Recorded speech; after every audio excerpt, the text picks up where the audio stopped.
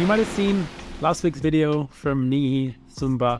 It was one of my favorite projects so far, and not only because we stayed at one of the world's best hotels, and the whole experience was incredible, and I got to enjoy it with my girlfriend, but also because I kind of finally found the right idea. I got the right shots, and I got everything that I wanted to make this video happen and to make this little film together, you know? So in today's videos, I want to take you guys through the process and to show you my timeline of how I go through, how I decide, and how I actually edit a project like this together. So let's not waste any time. Let's jump right into DaVinci Resolve. Let's do it. All right, as you can see in this timeline, it is actually very organized. And the reason is because I actually think that being organized and not having a million of video layers on top of each other, apart from making a laptop way faster, will also make you kind of a better editor, if that makes sense, because you don't have a million of files above each other. You're not confused by what is what.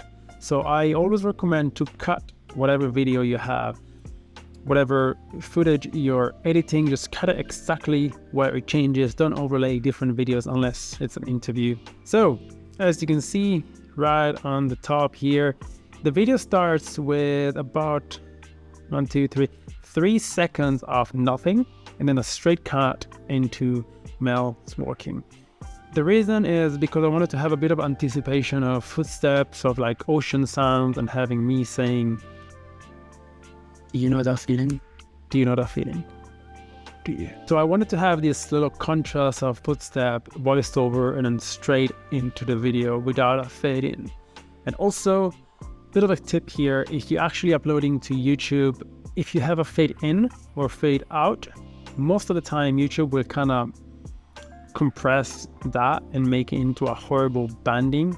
And that's why I like to start my video with just a straight off cut, or finish them with a straight off cut. I actually did finish this with a fade out, but when it's fading out, it doesn't really matter because it doesn't compress it as much, I feel. Regarding the script, I actually shot everything, shot all the experiences, and then I scripted the voiceover afterwards, and I decided how to edit this video afterwards because we didn't really know what was going to happen. I didn't know if we were going to get good sunset, good sunrises. I don't know what experiences really we had. So I kind of left that out and then came back home and scripted the whole video, and I was like, okay, I'm going to make this video like this, and that. I do recommend, if you're actually shooting a short film that you have control over, if you're just not, adventure out in the wild, to always script and always write down everything, every shot that you want to get, every scene, just to make sure you actually respect that, and then get creative above it, but always respect the script. One of the most important parts of this film is the music, I feel. And let me see if you guys can see it over here. Let's move this up. Here we go. So as you can see, this is one track over here. Then this is another track. And then this is the last track. So I chose 3 different tracks, all from Artlist. This is not sponsored by Artlist, but I do love Artlist, and I get all my sound effects and music from Artlist. So if you want, there's a link below. With that said, I always struggle to find the right music and the right vibe that fits the film that I want to shoot.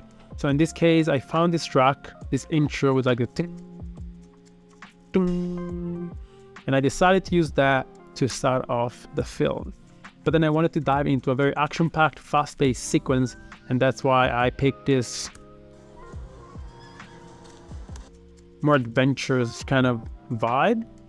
And then I made that finish and cut with the title of the movie, and then we're going to move into the rest of the track, which is the main part of the film, which is like a adventure, relaxed ambience kind of vibe, and then picks up a little bit.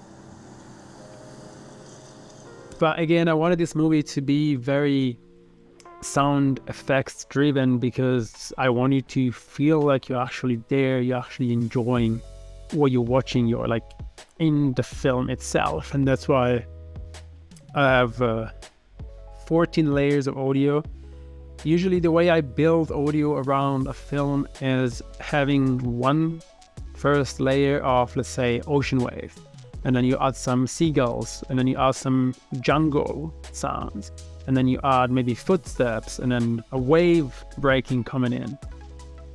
And I always recommend to try and balance out your sound effects with your music.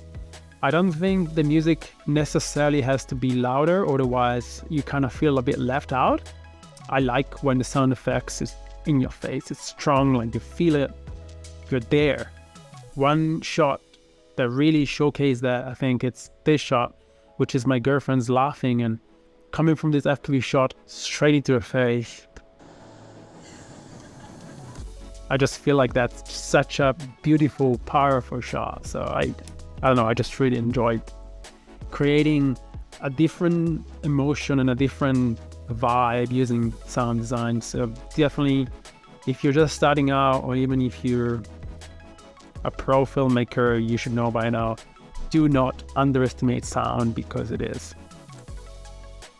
like the salt on the steak. The steak is good, if you don't add salt, it's nothing. Talking about style, it's very personal, I find. Like colors and styles, it just, yes, there's like some perfect cinematic colors, but nothing really matters, because everything should be the way you enjoy seeing things, right? So for this film, I wanted to have a very clean, very cinematic, and that's why I chose the anamorphic 2.39, well, classic anamorphic stretched out look, even though I didn't show an anamorphic, it just looks better. And then style-wise, I just kept it very clean, no transition, nothing like that. I added a couple of film burns over here, just because I wanted to show a bit of like a Zumba faces in that part of the film. I feel like it just fitted very nicely. And then I used this cool frame that, spoiler alert, I actually made it myself, and I actually have a surprise for you guys coming up. So stick around until the end of this video. But yeah, I got a film burn, and then 3 faces. It's a showcase a bit of like Romanism culture. I just really enjoy shooting that. So yeah, and aside from the colors are very clean, a bit of a grain and texture on top as usual, but nothing too crazy, a bit of a halation. And talking about colors, this might be the surprise, because I am actually releasing my LUTS. I have had my LUTS out of my shop for now a few months, but this is a new pack.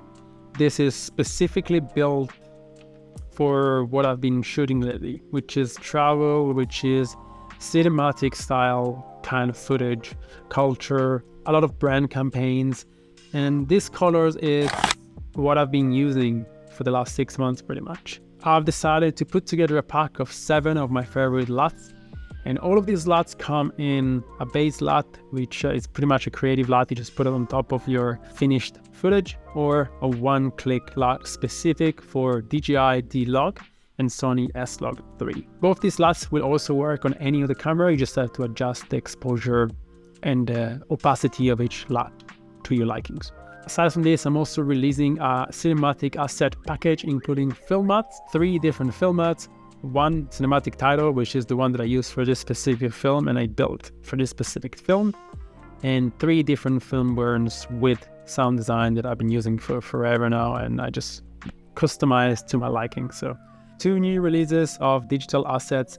You can find all of them below, and if you buy my LUTs, you actually get a free pack of cinematic assets. So click the link below, and thank you for the support. This is pretty much how I edited this film. Just very clean, very sound driven. I scripted in post, I didn't script before, and I just got a few shots, but I made sure that every single time I shot anything, that it would have kind of fit into a sequence, so you don't just get 1 shot of something, but you get a sequence, so like between 5 to 10 shots of something, just so you can build little sequences within the movie. And then I knew I could have somehow linked it up in post. Hope you guys liked it. And if you did so, leave a like and subscribe down below. And I'll see you guys in the next video next week. Again, if you like to support me, please buy my LUTS. See you next time.